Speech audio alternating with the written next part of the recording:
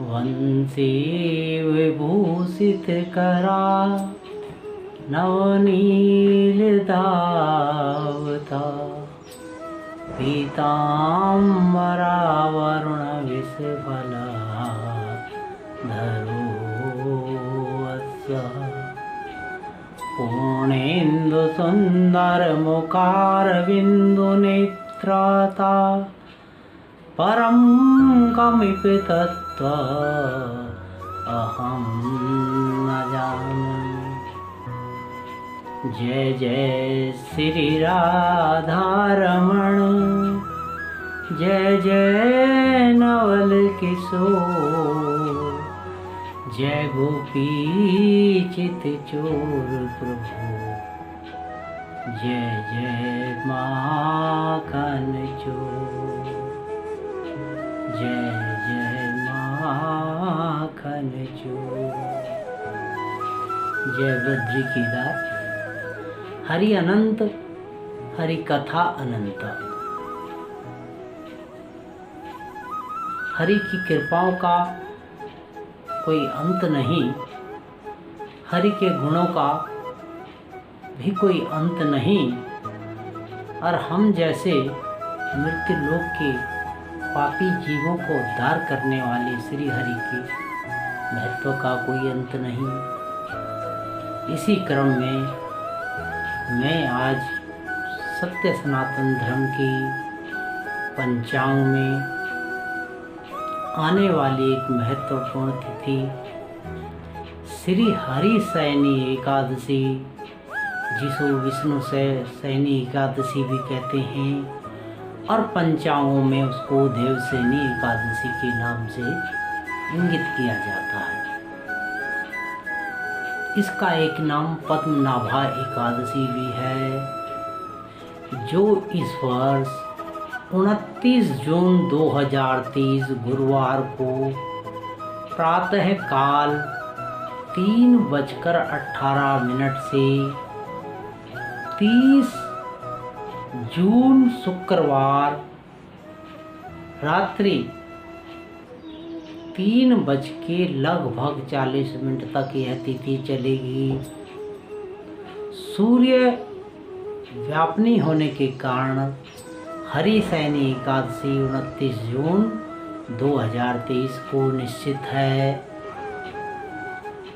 तो आइए इस पर चर्चा करें, क्या है विष्णु सैनी, देव सैनी या हरि सैनी एकादशी। तो धार्मिक और पौराणिक मान्यताओं के अनुसार भगवान श्री विष्णु दैत्यराज बलि के दिए गए वरदान के कारण उसके पाताल लोक में 4 माह के लिए उसके द्वारकाल बनने के लिए गए। जो विष्णु प्रिया लक्ष्मी के कारण जब उन्होंने राजा बलि को रक्षाबंधन राखी का धागा बांधा था, जिसको कि आज भी आचार्य लोग बहनें रक्षाबंधन के दिन येन बद्धु बलि राजा दानवेंद्रो महाबलम तेन तत्वा प्रतिबंधामि माचलः माचलः इस प्रकार बांधते हैं। और इसी एक धागे से लक्ष्मी ने अपने विष्णु को प्राप्त किया। लेकिन बलि के बंधन से प्रेम के, श्रद्धा के और उसके दिए वरदान के कारण आज भी चतुर्मास कौन से हैं? श्रवण, भादौ, अश्विन और कार्तिक। ये मास चतुर्मास के रूप में मनाए जाते हैं। इसमें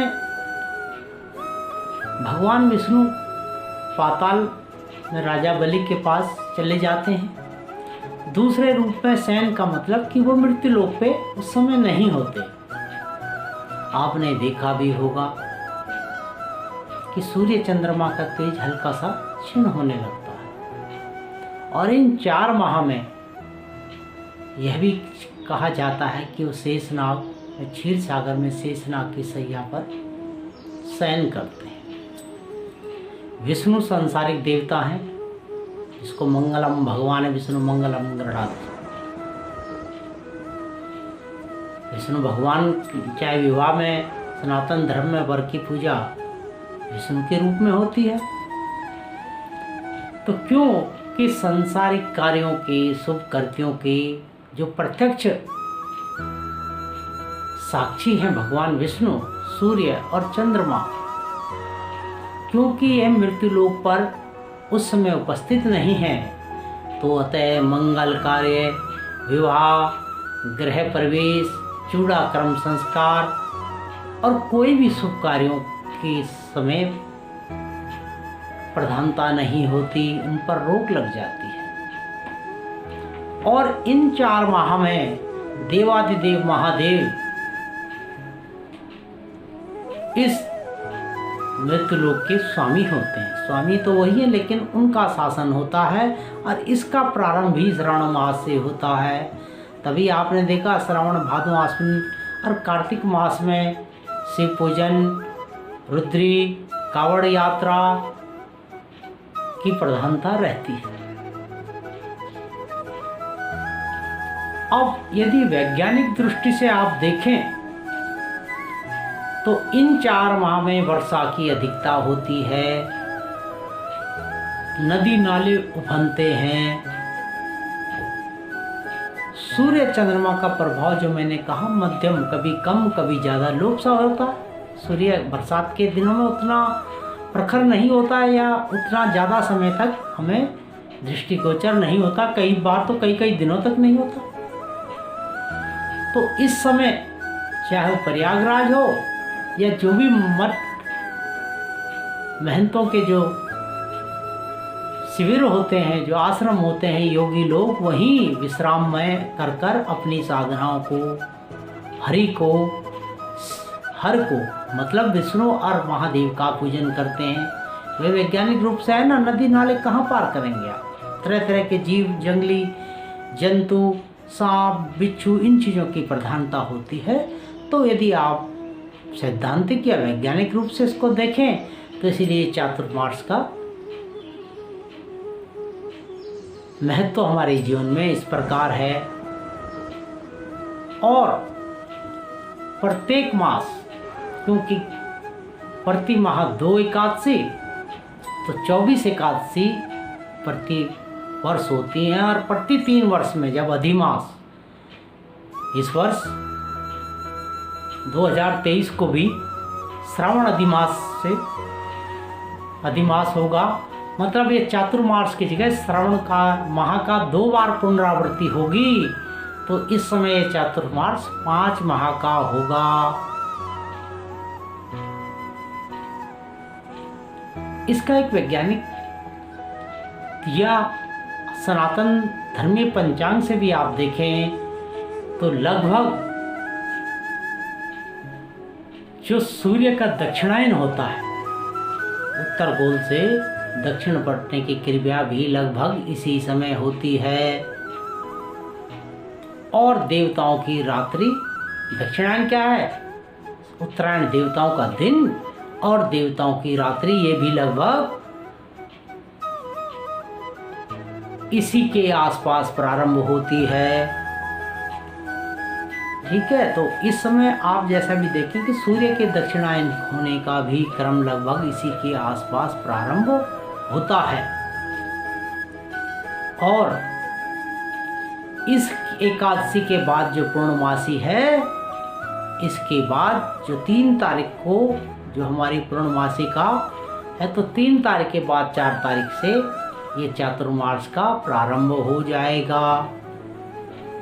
तो इस प्रकार देवशयनी एकादशी का है, तो ये भी अब धार्मिक मान्यता ये है जो हमने वैदिक पुराण, श्रुति पुराण से सुनी है कि इस दिन भगवान विष्णु का व्रत करने से, जप तप करने से, दान करने से इसका गुण असंख्य हो जाता है। क्योंकि भगवान विष्णु का निरंतर सेवन तो हर सांसारिक को करना ही चाहिए। और यह अब उसके बाद देव उठावनी एकादशी तक, जो कि कार्तिक शुक्ल की एकादशी तिथि, ये कब होगी? दिवाली के 11 दिन बाद, जो कि इस वर्ष 23 नवंबर 2023, उस दिन भी बृहस्पतिवार है, उस दिन होगा। तो तब तक जो है इन चातुर्मास का समय अवधि हम इस वर्ष गिनेंगे। और जैसा कि इससे आपने ये भी जान लिया कि प्रत्येक 3 मास में,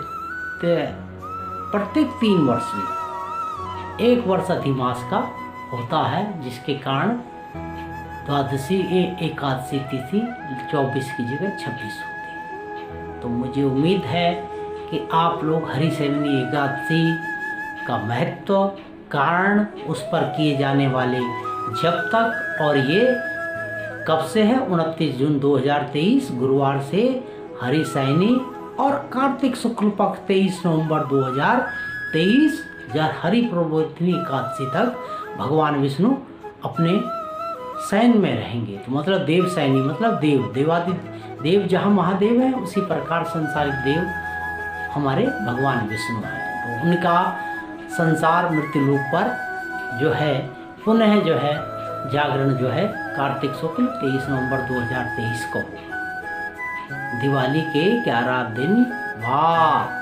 इससे एक और है, दिवाली में लक्ष्मी पूजन होता है, तो पहले लक्ष्मी जी प्रकट होती हैं। तो संसारिक लोगों को, पति पत्नी यदि हैं, तो दाम्पत्य जीवन में देखिए कि पहले भगवान विष्णु के 11 दिन जागने से पूर्व ही लक्ष्मी जग जाती हैं, प्रकट होती हैं। तो प्रत्येक पत्नी को संसारिक जीवन में पति से पूर्व सैया छोड़ देनी चाहिए, घर का काम धाम करना चाहिए, एक नियम भी है। तो इन चीज़ों को आप किसी भी तरह से ले सकते हैं, लेकिन अच्छी बातों को ग्रहण करने में हमेशा शुभ है। इन्हीं शब्दों के साथ आपके लिए यह चातुर्मास मंगलमय हो। धन्यवाद। जय बद्री केदार।